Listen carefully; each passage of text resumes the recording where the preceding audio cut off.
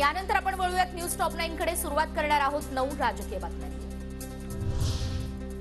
अजित पवारांनी शरद पवारांसोबत एकत्र येणं टाळलं। वसंतदादा शुगर इन्स्टिट्यूटची वार्षिक सर्वसाधारण सभेनिमित्त अजित पवार आणि शरद पवार एकत्र येणार होते। अजित पवारांवरच राज्याची जबाबदारी असावी म्हणून ते येत नसतील। अजित पवारांनी वसंतदादा शुगर इन्स्टिट्यूटच्या वार्षिक सर्वसाधारण सभेला येणं टाळल्यानं रोहित पवारांचं हे वक्तव्य। मुख्यमंत्री साहेब हे काम करत नसावेत, देवेंद्र फडणवीस साहेब हे काम करत नसावेत, ते राजकीय दृष्टिकोनातून थोडे बिझी असावेत आणि अख्ख्या महाराष्ट्राची जबाबदारी आदरणीय दादांच्या खांद्यावर आली असावी म्हणून ते फक्त काम करतायत। म्हणून अशा कार्यक्रमाला त्यांना कदाचित कामामुळे येता आलं नसावं। शिंदे गटाची वकिली करावी अशा प्रकारे निकाल वाचन सुरू होतं। गोगावलेंची प्रतोदपदी निवड चुकीची कोर्टानं सांगितलं होतं। सुप्रीम कोर्टाला खोटं ठरवण्याचा प्रकार भाजपनं केला, संजय राऊतांचा आरोप। गोगावले यांची प्रतोदपदी केलेली निवड चुकीची आहे।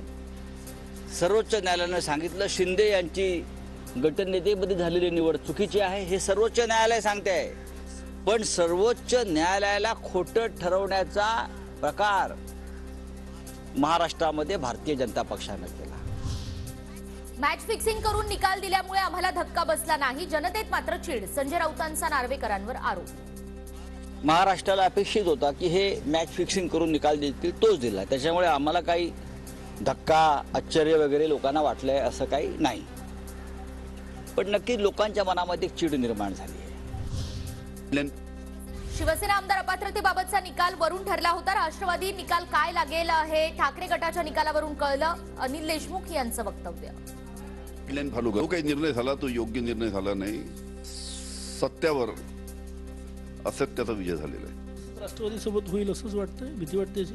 भीती कशात आहे, काय होणार आहे याची कल्पना आहे थोडीशी आम्हाला।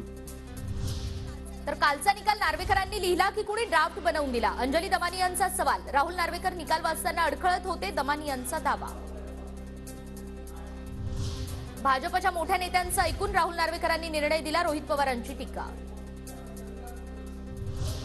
मातोश्री निवासस्थानाबाहेर शिवसेनेचे डिवचणारे बॅनर, बाळासाहेबांची आन, दिघे साहेबांचा मान, धनुष्यबाण असा उल्लेख। एकनाथ शिंदे बाळासाहेबांचे खरे वारसदार असाही बॅनरवर उल्लेख।